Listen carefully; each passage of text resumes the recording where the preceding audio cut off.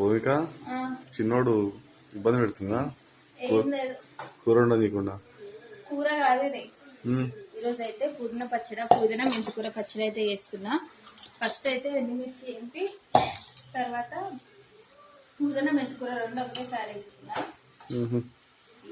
తర్వాత ఇవి అయిన తర్వాత టమాటా వేసుకోవాలి. చాలా బాగుంటది, హెల్త్ కూడా చాలా మంచిది పుదీనా పచ్చడి. దీని ప్రాసెస్ కావాలంటే షార్ట్ వీడియో తీస్తా. ఒక్కటే షార్ట్ వీడియోలో ఎట్లా చేయాలో మొత్తం అయితే చెప్తా.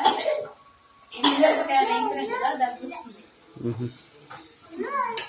ఇక్కడ చిక్కుడుకాయ కర్రీ చేయాలి. చిక్కుడుకాయలు కూడా కట్ చేసి పెట్టినా.